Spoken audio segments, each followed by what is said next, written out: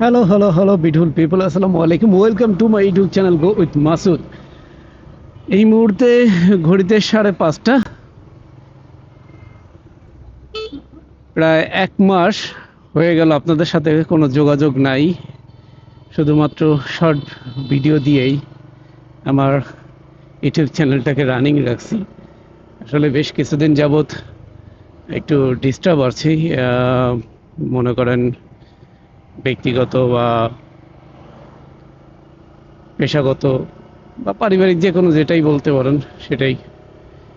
একটু বিরক্ত ছিলাম নিজের লাইফের উপরেই, যার কারণে নতুন কোনো ব্লগও বানানো হয় নাই, আপনাদের সামনে আসাও হয় নাই। তো আজকে চিন্তা করলাম যে একটু বাইরে বের হই, যেহেতু মাঝে মাঝে বের হই। আজকে একটু যাব আপনার গাউসিয়া মার্কেটে যাওয়া হয় নাই, পাবলিকের রিয়াকশনও নেওয়া হয় নাই। তো আজকে যাচ্ছি সেই সুবাদে। এখন বিষয়টা হচ্ছে যে আজকের টপিকসটা আমি একটু বলতে যাচ্ছি যে অনেকে আমাকে এসএমএস করেন যে আমি কি ক্যামেরা ইউজ করি। হ্যাঁ, পার্সোনালি আমার সাথে যোগাযোগ করেন যে আমি আসলে কি ক্যামেরা ইউজ করি, কোথায় ইউজ করি, ক্যামেরা কি মডেল, এই সম্পর্কে অনেকেই জানতে চান। তবে আমার একটা মতামত হচ্ছে যে আপনারা যদি কেউ মোটর ব্লগিং বা ট্রাভেল ব্লগিং বা ব্যক্তিগত যে কোনো ধরনের ব্লগিং যদি স্টার্ট করতে চান, তার আগে আমার পরামর্শ হচ্ছে যারা নতুন ব্লগার আর যারা পুরাতন এস্টাবলিশ তারা তো জানেননি সব ধরনের বিষয়। তবে যারা নতুন তাদের জন্য বলতে চাই আগে যে ক্যামেরা বা কি মাইক্রোফোন বা কি অ্যাক্সেসরিজ আমি ইউজ করি বা অন্যান্য মোটর ব্লগাররা কি ইউজ করে, তার থেকে বড় বিষয় হচ্ছে যে আপনি কতটুকু অ্যাবল কথা বলার জন্য।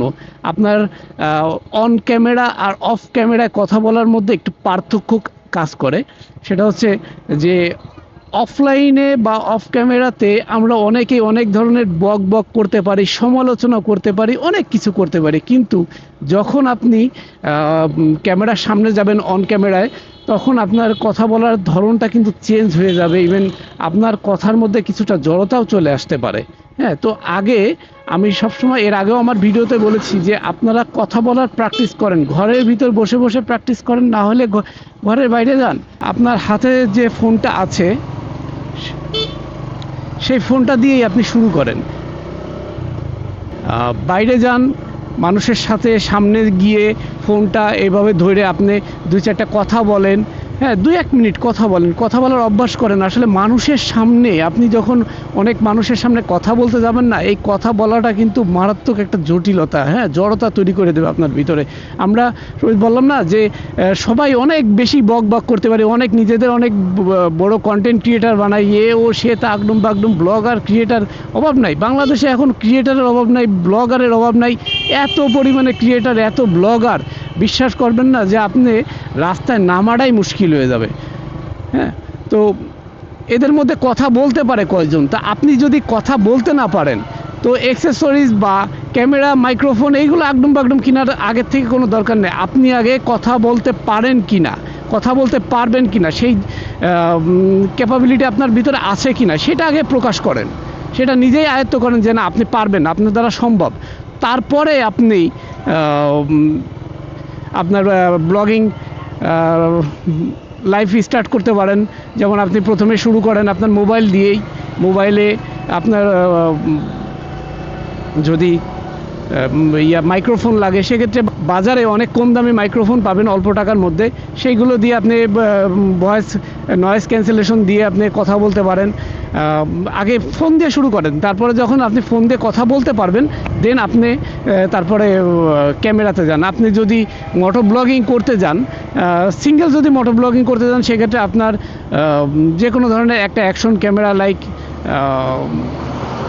গোপ্রো বা ডিজে, বিভিন্ন ব্র্যান্ডের বা ইনস্টার বিভিন্ন ব্র্যান্ডের অ্যাকশন ক্যামগুলো আছে, স্টিল অ্যাকশন ক্যামগুলো আছে, ওইগুলো আপনি ব্যবহার করতে পারেন। আর আমি মূলত ব্যবহার করি কোনটা, Insta360 X5 মডেলের অ্যাকশন ক্যামেরাটা আমি ইউজ করি। তো এটা আসলে আমার একটা ড্রিম ছিল, অনেক সাধনার পরে আমি এই যে Insta360 X5টা নিয়েছি। তো এটারও একটা স্টোরি আছে। আমি Insta360X5 মডেলটা নিতে চাইছিলাম না, আমি বেসিক্যালি চাইছিলাম যে X3 বা X4 এয়ার এরকম কিছু একটা নিতে। কিন্তু আমি যখন বসুন্ধরাতে যাই ক্যামেরা কেনার জন্য, তো তখন আমি যে দেখি X4ও নাই আর X3 টোটালি মার্কেট আউট।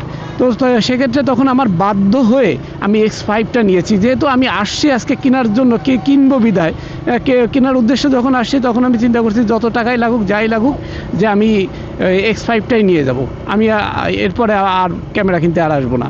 তো আমি Insta360X5-এর এসেনশিয়াল ক্রিয়েটার কম্বো প্যাকেজটা নিই, সেই সাথে একটা DJI মিনি মাইক্রোফোনটা নিয়েছিলাম, আর কিছু অ্যাক্সেসরিজ যেমন একটা এক্সট্রা ব্যাটারি, তারপর একটা ইনভিজিবল স্টিক, তারপরে 2টা লেন্স, এই জিনিসগুলো আমাকে সাথে দিয়েছিল আমার ক্যামেরার সাথে।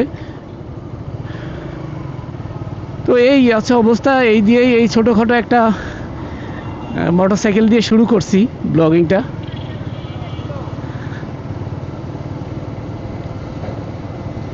এর আগে ছোটোখাটো একটা পেজ চালাই ফেসবুকে, সেখানে বিভিন্ন মোটিভেশনাল কথাবার্তা বলতাম বা ফানি টাইপস কিছু ভিডিও দিতাম।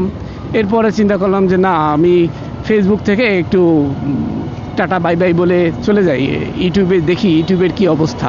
ফেসবুকে তো অনেক দেখলাম, ফেসবুকের বিষয়টা এরকম যে গিভ অ্যান্ড টেক, আপনি সাপোর্ট করতেছেন, আমি সাপোর্ট করতেছি, আপনি একদিন সাপোর্ট করা বন্ধ করে দিতেছেন, আপনার নামে অনেক কমপ্লেন, আপনারা আর সাপোর্ট করা যাবে না। ঠিক আছে ভাই, আমার এই গিভ অ্যান্ড টেকের দরকার নেই, কোনো প্রয়োজন নেই ভাই। আমার শখ ব্লগিং করা, আমি চাচ্ছিলাম যে একটু নিজেকে এস্টাবলিশড করার, সেই সুবাদেই ব্লগিং করা। তো যাই হোক, এই হচ্ছে পরিস্থিতি। তো যারা নতুন ব্লগিং শুরু করতে চান, আগে থেকেই কোনো ধরনের কোনো অ্যাকশন ক্যামেরা বা মাইক্রোফোন এইগুলো নিয়ে আপনার মানি ওয়েস্ট করবেন না, এটা আমার রিকোয়েস্ট। আগে আপনার ফোন দিয়ে কথা বলার প্র্যাকটিস করেন, কথা বলতে শুরু করেন, কথা বলার অভ্যাসটা শুরু করেন, দেন তারপরে আপনি অ্যাকশন ক্যামেরাতে শিফট হন। এই হচ্ছে বিষয়। তো কোনো একটা ভিডিওতে ইনশাল্লাহ আমি আপনাদেরকে দেখাবো যে আমি কি ক্যামেরা কিনেছি, ডিটেলস আপনাদেরকে ইনশাল্লাহ আবার দেখাবো। তো এই হচ্ছে বিষয়। এখন এই মুহূর্তে আমি আছি মোড়াপাড়া বাজারে, আমি যাব গাউসিয়া। এটা আবার ঢাকা নিউ মার্কেট গাউসিয়া না, এটা নারায়ণগঞ্জ রূপগঞ্জে অবস্থিত গাউসিয়া মার্কেটে। যদিও কোনো কিছু কেনার উদ্দেশ্যে না, জাস্ট পাবলিক রিয়াকশনের জন্যই বের হয়েছি। অফিস শেষ করলাম। যাই হোক, ওকে, ভালো থাকবেন, সুস্থ থাকবেন, আবার দেখা হবে নতুন কোনো ব্লগে। আল্লাহ হাফেজ, আসসালামু আলাইকুম।